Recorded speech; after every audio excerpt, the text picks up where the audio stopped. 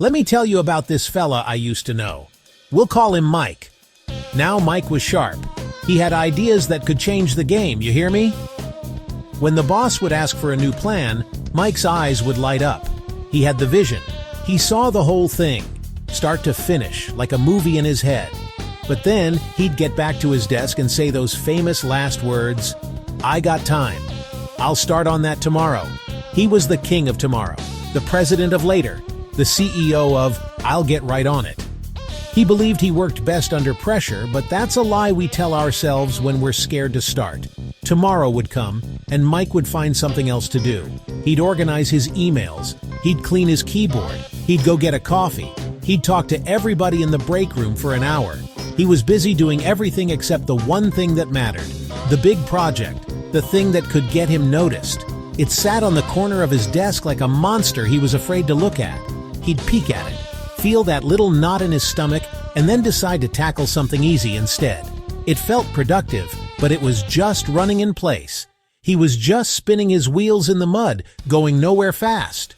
This went on for days, which turned into a week. He told himself he was marinating on the idea, letting it get good and seasoned. But he wasn't marinating, he was hesitating.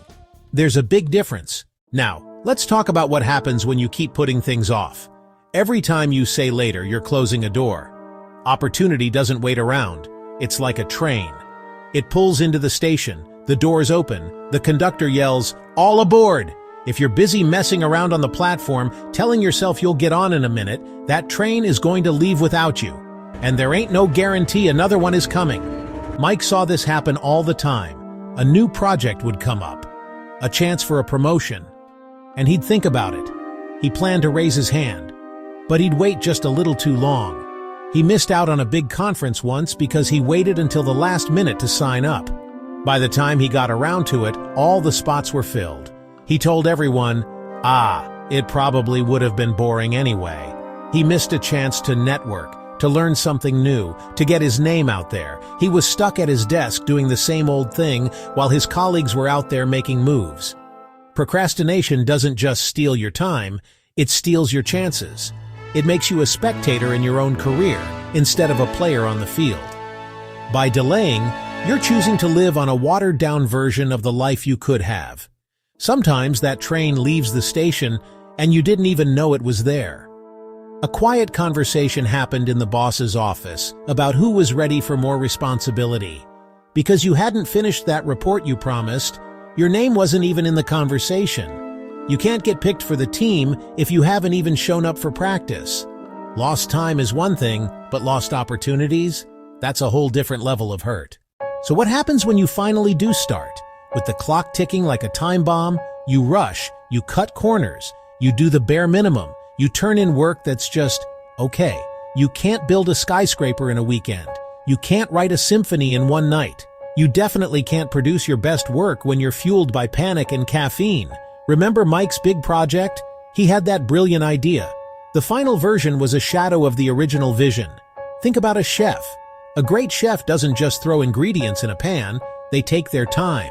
They let flavors develop. They taste and adjust. That's how you get a masterpiece. When you procrastinate, you're a short-order cook in a greasy spoon.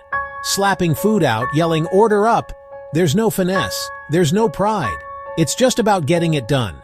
The quality always suffers. Typos, missed details, logical holes you could drive a truck through. Not just work or school, it applies to everything. You put off cleaning your house, and now you have to do a frantic, surface-level wipe down before company comes over. Quality requires time. It requires thought. It requires stepping away and coming back with fresh eyes. Rushing robs you of that process. You turn in a rushed project and you get meets expectations on your review, and you tell yourself, "Phew, I got away with it." But did you really? Period. Let's talk about stress. Some people will try to tell you they thrive under pressure. That's a bald-faced lie. Nobody thrives under pressure. They survive it. There's a huge difference. When you put things off, you're not creating a motivating challenge for yourself. You're willingly stepping into a pressure cooker and locking the lid. That little task that would have taken an hour calmly now feels like a monster. It looms over you. It steals your peace. It wakes you up at 3 a.m. with your heart pounding, That ain't thriving, that's torture. Every day you delay, the anxiety grows. It's a snowball rolling downhill. More guilt, more fear, more pressure. Soon it's a giant boulder hurtling toward you, and you're frozen in its path. This is how burnout happens. It's not just from working hard. It's from chronic gnawing stress of knowing you should be working but aren't. That mental weight is exhausting. It drains your energy before you even type a single word. This stress leaks into every other part of your life. You're snapping at your family because you're worried about a deadline. You can't enjoy a movie. You can't enjoy a dinner with friends. Long-term stress is a killer. It raises your blood pressure. It messes with your sleep. It makes you reach for junk food. You think you're saving effort now, but you're paying later with your mind and body. You gotta release that pressure before the whole thing explodes. You gotta release that pressure before the whole thing explodes. You can have a fancy degree on the wall and a resume as long as my arm, but honestly, your reputation walks into the room before you do. And nothing trashes a reputation faster than being unreliable. When you constantly miss deadlines or turn in sloppy work, you're sending a clear message to everyone around you. You can't count on me. People stop seeing your talent. They stop seeing your potential. All they see is the person who is always late, always scrambling, and always full of excuses. That becomes your brand. That becomes who you are in their eyes. They have a big, important client. Who are they going to trust with it? They're going to give it to the reliable person. You can be the most talented person in the building, but if people can't trust you to deliver, your talent means absolutely nothing. You've made yourself a liability. People see the pattern. After a while, they don't even get mad anymore. They just lower their expectations. And that right there is the saddest part. When people stop expecting great things from you, you're in deep trouble. Your reputation is your promise. When you say you'll do something, that's your word. Procrastination makes you a liar, and nobody wants to work with a liar. You become isolated. Your reputation is your currency in the professional world. Don't devalue it by being flaky. And don't think you're fooling anybody with your excuses. I was so busy, something came up, the dog ate my flash drive. People see the pattern, they know what's up. The things we procrastinate on are almost always the hard things, the challenging things, the things that force us to learn something new. It might be learning a new piece of software, tackling a complex problem, or preparing for a difficult presentation. These tasks are intimidating. They push us out of our comfort zone, and that can feel scary. So what do? We avoid them. We do the easy, familiar tasks instead, because it feels safe. But let me tell you something. Nothing great ever grew in a comfort zone. Every time you avoid a difficult task, you are robbing yourself of a chance to grow. You're choosing to stay stagnant while the world moves forward. Learning is like working out a muscle. It has to be challenged to get stronger. If you only ever lift the 2-pound weights, you're never going to build any real strength. That tough project you keep putting off is your 10-pound weight. It's the thing that's going to make you stronger, smarter, more capable. You have to be willing to be bad at something before you can be good at it. Procrastination keeps you permanently stuck in the bad at it phase. This creates a vicious cycle. You don't feel confident, so you avoid tasks that require those skills. By avoiding them, you never develop the skills, which in turn destroys your confidence even more. You're digging yourself into a hole. You have to be the one to break that cycle. You have to be brave enough to face the challenge. You have to be willing to feel a little bit dumb for a little while, so that you can become brilliant later. Don't let fear of the hard stuff keep you from the great stuff. You're choosing to stay stagnant while the world moves forward. This constant cycle of delaying, rushing, producing mediocre work does something terrible to your spirit. It chips away at your self-confidence until there's almost nothing left. Every time you break a promise to yourself, I'll start that Monday. I'll get up early and work on it. You're teaching yourself that you can't be trusted. You start to believe the negative story you're living. You stop seeing yourself as a capable, talented person and start seeing yourself as a lazy, unmotivated procrastinator. You begin to identify with your bad habit. This is the most dangerous part of procrastination. It's not just about missed deadlines or the angry boss. It's about what it does to your soul. You start to internalize the failure. The little voice in your head, the one that's supposed to be your cheerleader, becomes your biggest critic. See, you did it again. You'll never change.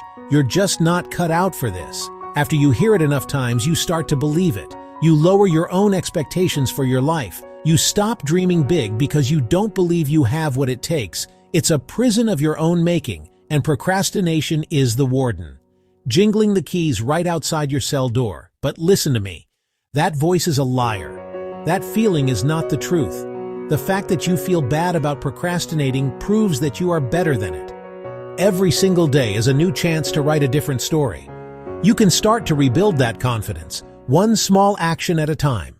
All right, so how do we fix this thing? You don't climb a mountain in one leap. You do it one step at a time. You don't have to become a productivity guru overnight. You just have to start small. So small it feels ridiculous. The first step is to break it down.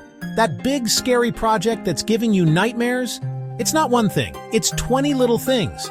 Your job isn't to write the report. Your job is to open a new Word document and type a title. That's it. You can do that, can't you?